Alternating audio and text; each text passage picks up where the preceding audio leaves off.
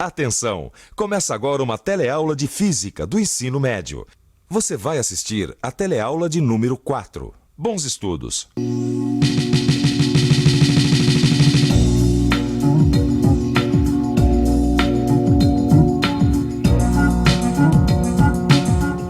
Olha só que interessante. Estava lendo uma reportagem que compara o desempenho de dois veículos, um chamado Copa e outro chamado Duna, e que a velocidade máxima que eles atingem é igual, 50 metros por segundo, ou seja, 180 quilômetros por hora. Nada mal, não é mesmo? Mas aqui na tabela está dizendo que eles têm uma diferença de performance. Partindo do repouso, após 10 segundos, o Copa atinge uma velocidade de 30 metros por segundo, ou seja, 108 quilômetros por hora. E o Duna, uma velocidade de 20 metros por segundo, ou 72 quilômetros por hora. Só com essas informações, vocês saberiam me dizer qual dos dois é o melhor? Parece fácil, não é mesmo? E depois da nossa teleaula de hoje vai ficar mais fácil ainda. Hoje você vai aprender o que é aceleração. Vai ver o que é movimento retilíneo uniformemente variado.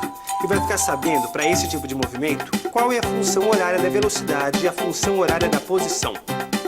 Você está interessado como eu? Então aperte os cintos e acelere, porque a nossa teleaula de hoje está começando.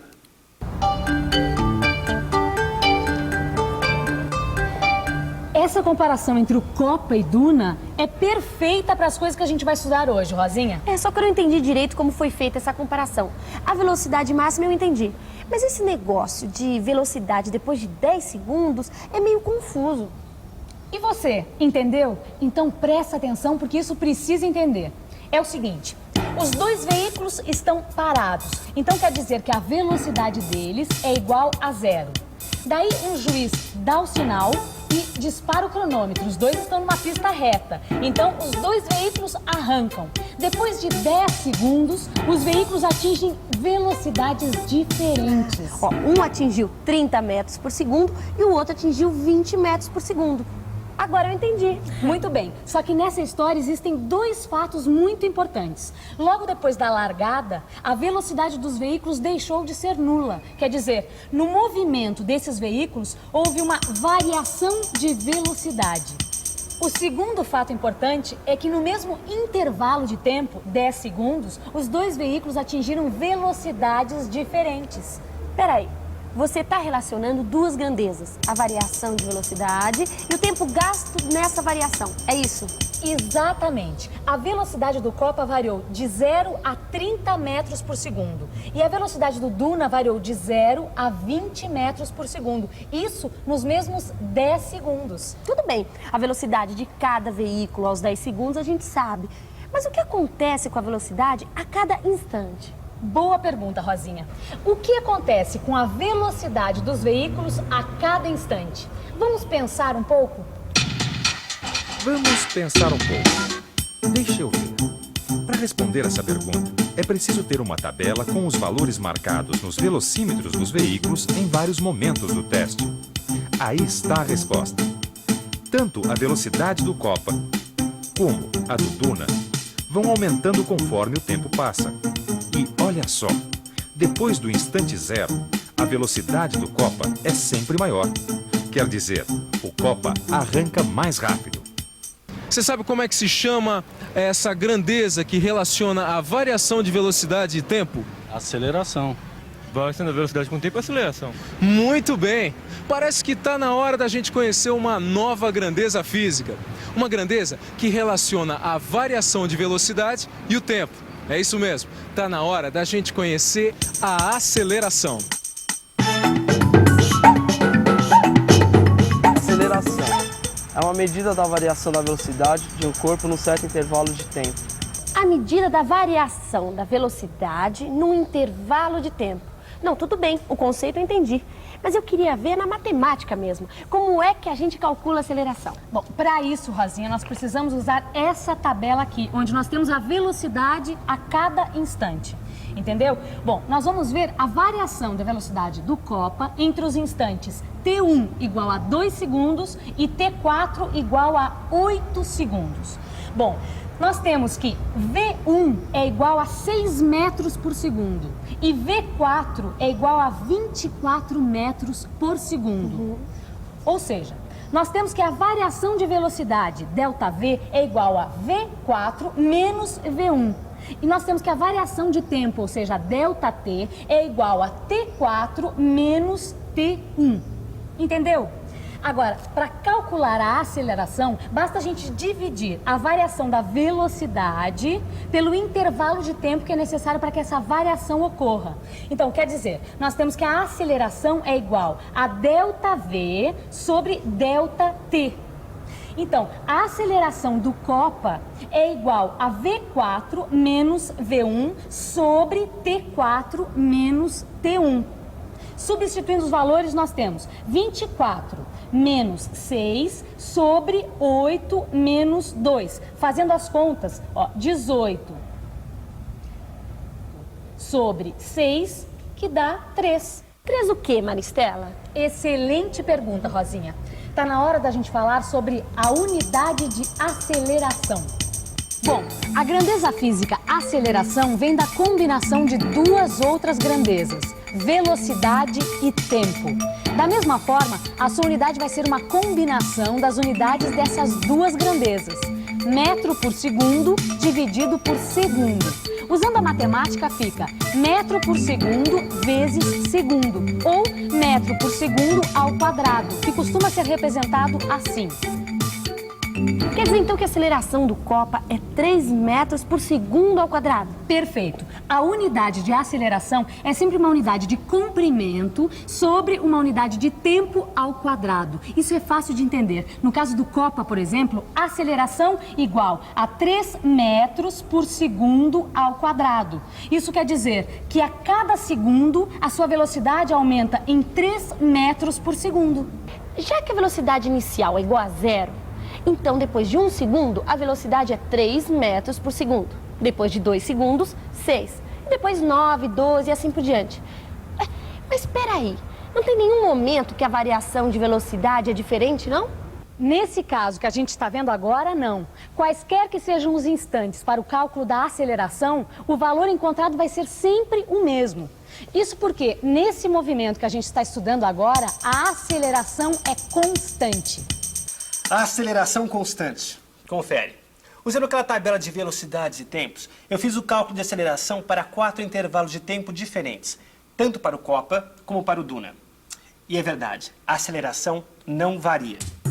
Os dados registrados nessa tabela podem ser representados através de um gráfico velocidade por tempo. É só ir marcando os valores de V para cada instante e depois unir os pontos do mesmo veículo com uma reta. Veja. A reta verde representa o movimento do Copa. É a reta azul, o movimento do Duna. Repare que a reta verde é mais inclinada, e não é à toa. Pode notar, num gráfico de velocidade em função do tempo, quanto maior for a aceleração, mais inclinada é a reta que representa o movimento.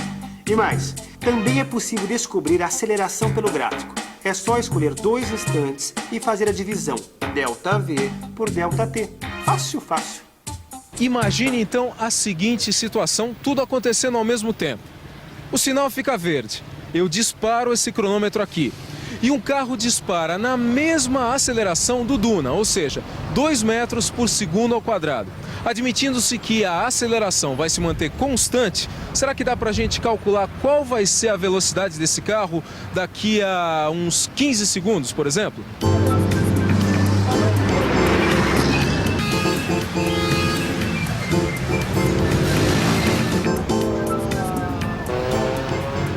Segundos. E aí, dá pra gente descobrir que velocidade está aquele carro agora? É claro que dá. É só a gente usar a função horária da velocidade para esse tipo de movimento com aceleração constante. A fórmula da função horária da velocidade é V igual a V0 mais A vezes T, onde V0 é a velocidade inicial, isto é, a velocidade quando o cronômetro é disparado, e A é a aceleração, que nesse tipo de movimento é uma constante. E agora a gente já pode responder aquela pergunta: qual é a velocidade daquele carro depois de 15 segundos? Como o carro estava parado na hora em que o cronômetro foi disparado, então V0 é igual a 0. A aceleração A é igual a do Duna, 2 metros por segundo ao quadrado. E o t é igual a 15, que é o instante em que a gente quer saber a velocidade. Agora, é só substituir os valores da função horária da velocidade. Fica assim, v é igual a 0 mais 2 vezes 15, que dá 30. Ou seja, depois de 15 segundos, aquele carro vai estar a uma velocidade de 30 metros por segundo. Essa velocidade está muito alta. Vamos dar uma parada e entender isso direitinho. Na última teleaula, a gente estudou o movimento retilíneo uniforme, aquele movimento em que a velocidade é constante, que é o caso do movimento dessa gota. Agora a gente está estudando o movimento também retilíneo, só que a velocidade varia. Esse movimento não tem nome, não? É claro que tem.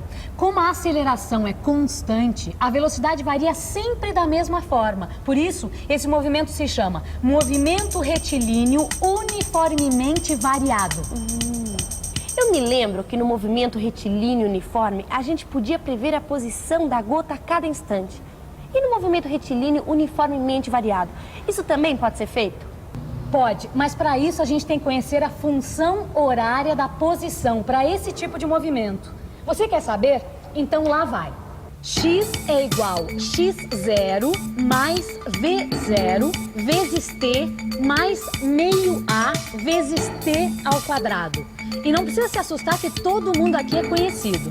O x0 é a posição inicial e o v0 é a velocidade inicial, quer dizer, a posição e a velocidade no momento em que o cronômetro é disparado. E o a é a aceleração. Bom, agora a gente pode saber a posição que o corpo com aceleração constante vai ocupar em qualquer instante.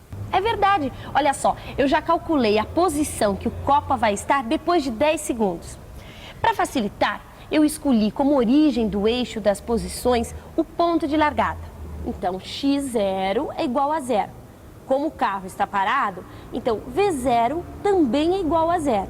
Bom, a aceleração do copa a gente já calculou, que é 3 metros por segundo ao quadrado. E o t é igual a 10 segundos, que é o instante em que a gente quer saber onde o carro vai estar. Aí é só substituir os valores na função horária e fazer os cálculos, que eu já fiz. Então, aos 10 segundos, o carro vai estar a 150 metros do ponto de largada. Muito bem, Rosinha. E se você calcular várias posições para vários tempos e construir um gráfico de posição por tempo, você sabe que gráfico vai dar? Uma reta? Vamos ver? No caso do copa, o gráfico ficaria assim. Ligando os pontos, temos uma parábola. Repare que quanto mais se avança no tempo, maiores são os deslocamentos. Isso indica que a velocidade está aumentando. E é por isso que a gente diz que esse é um movimento acelerado. Confere, é uma parábola mesmo. Agora eu quero ver se o mesmo acontece com outro veículo, Duna. Pode conferir que eu garanto.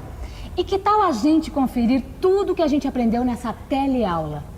E atenção, se liga aí que é hora da revisão. Na teleaula de hoje, você aprendeu uma nova grandeza física, a aceleração, que é uma medida da variação da velocidade de um corpo num certo intervalo de tempo. Viu que, matematicamente, a aceleração é calculada dividindo a variação de velocidade pela variação de tempo, ou seja, ΔV sobre ΔT. E viu que a unidade da aceleração é uma unidade de comprimento dividida por uma unidade de tempo ao quadrado, metros por segundo ao quadrado, por exemplo. Você também ficou conhecendo a função horária da velocidade para movimento com aceleração constante. E viu que esse tipo de movimento é chamado de movimento retilíneo uniformemente variado, já que sua velocidade varia de maneira uniforme. Por último, você entrou em contato com a função horária da posição para esse tipo de movimento, que permite prever a posição do corpo em qualquer momento. Agora, para você saber mais sobre esse assunto, você precisa dar uma boa olhada no seu livro de física.